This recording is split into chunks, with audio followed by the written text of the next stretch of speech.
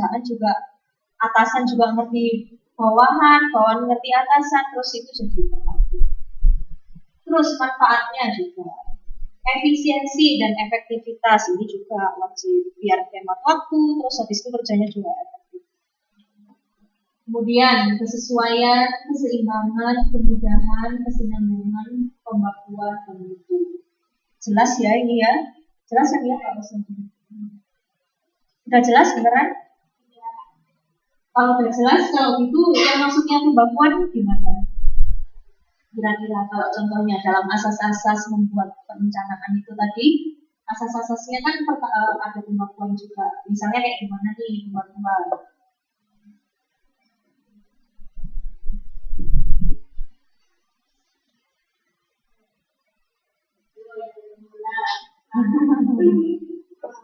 Ya sesuai kata dasarnya juga dibakukan kan. Jadi adanya misalnya di desa ini ada rapat desa, kemudian membahas rencana ke depan dalam desa itu selama 1 tahun atau bahkan 5 tahun. Tapi kalau nggak ada buktinya, nggak ada tulisannya, kalau nggak ada pembukuannya, ya berarti nggak dibakukan itu. Kalau kita misalnya habis rapat, terus habis itu kita susun di dalam suatu analisa yang teratur di dalam namanya. Kayak kita tulis lah, kita bakukan di dalam sebuah aturan atau metode atau konsep gitu. Nah, itu yang namanya pembakuan. Jadi kalau bisa ketika perusahaan itu skalanya udah besar, itu harus ada pembakuan gitu. Jadi nggak sekedar rapat atau misalnya aturan itu nggak tertulis gitu, nggak boleh, harus semuanya itu jelas. Nah, masih ingat nggak kalau untuk memulai sebuah perencanaan itu harus ngapain dulu?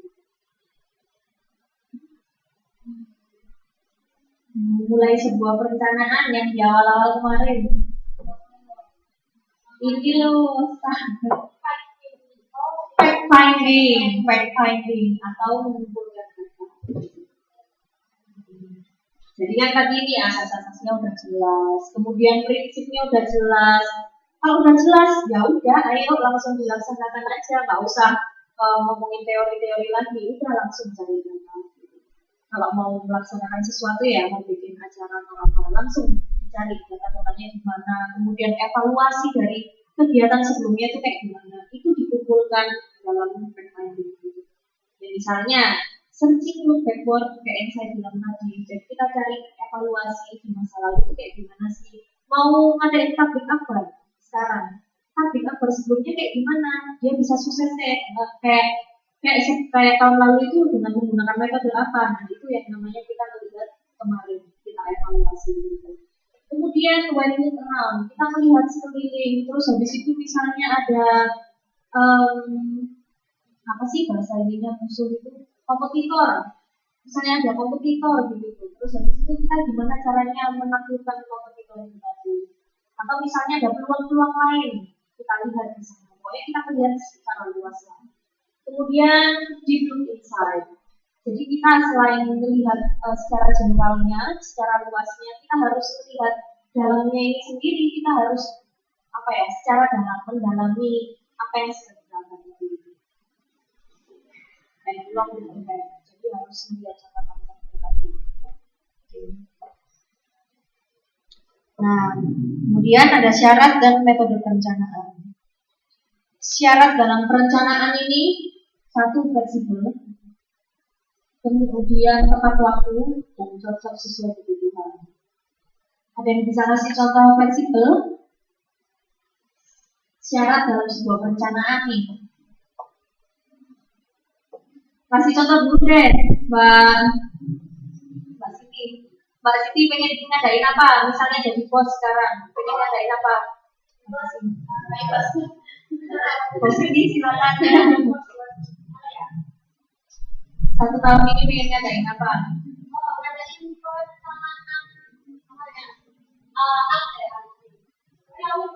Mau bikin reuni, Oke, tolong disebutkan singkat-singkatnya nanti reuninya itu kayak gimana? Misalnya undang Niji, terus habis itu nanti penyanyi keduanya harus Agnes Monica, terus ketiganya bagaimana? Ya, langsung contoh favoritnya aja, gimana nanti Irene-nya kira-kira.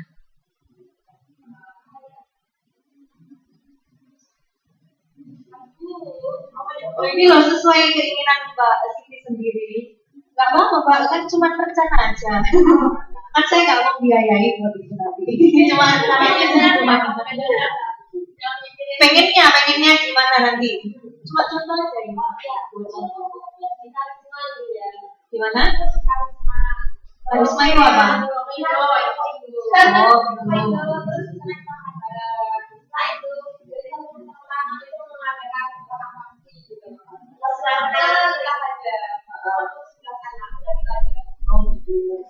bagus rencananya. Tapi ya Mbak ya, kalau misalnya nanti pas hari H gitu ternyata kok karismanya tutup. Atau ya, nauzubillah maksud bukan ngedoain tiba-tiba kebakaran. Atau yang mau atraksi itu ternyata hari kok habis kecelakaan gitu, libur, nggak dapat libur, terus gimana kira-kira? Masih tetap mau maksain gitu nggak?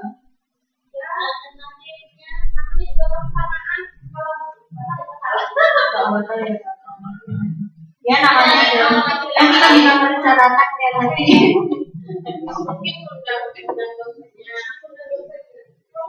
Oh, undang dosennya. Iya, itu tadi namanya nggak undang dosen kan, makanya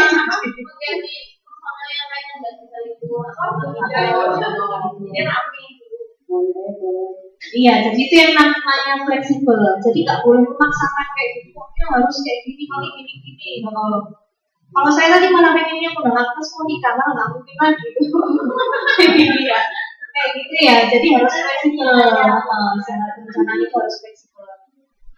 Itulah nanti yang mendorong kita adanya plan A, plan B, plan C. Karena itu tadi kita harus melihat kemungkinan yang ada. Pertama harus fleksibel. Kedua tepat waktu. Ya, yang molor atau yang suka ini tak boleh. Terus harus cocok atau sesuai kebutuhan gitu tadi. Ya, kayak misalnya tadi reuni tujuannya masih untuk mengakrabkan kan, untuk mengakrabkan diri gitu. Makanya langkah yang ditempuh tadi acaranya adalah kumpul bareng. Nah, kalau misalnya kebutuhannya pengen mengakrabkan diri sama teman-teman, malah acaranya ini aja, kamu ada di sana, kamu ada di sana, kamu ada di sana, kita praktikan tapi di rumah masing-masing ya, belum. Ya berarti nggak sesuai dengan kebutuhan. Foto di Facebook ya, udah kalau gitu kita ngobrol di Facebook. Tapi ini ketemuan langsung gitu. Syarat yang lainnya ini ada menurutku terpilih. Yang pertama, tujuan itu harus dirumuskan dengan jelas. Kemudian sifatnya sederhana atau simpel atau rasional. Rasional ini mirip ya sama fleksibel tadi karena kita harus rasional, akhirnya kita meletakkan perencanaan itu dengan fleksibel. Kemudian membuat analisis, penjelasan serta penggolongan tingkat usaha. Jadi selain jelas itu tadi kita harus menganalisis ya. Menganalisis itu bisa dari eksternal juga dari internal. Misalnya perusahaan produk lagi. Di luar itu citranya seperti apa, opini publik seperti apa, kompetitor seperti apa, dianalisis. Kemudian dari segi internalnya, karyawan saya ini sebenarnya seperti apa ya? Apakah mereka ini cocok untuk mengerjakan ini? Apakah beban kerjanya itu terlalu berat atau sudah pas?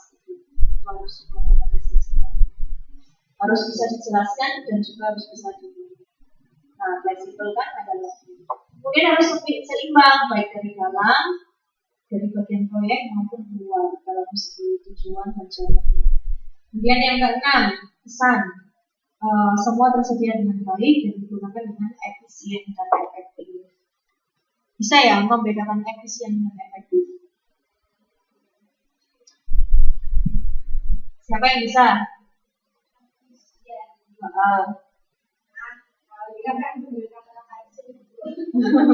Ngerti tapi kadang susah untuk menjelaskan.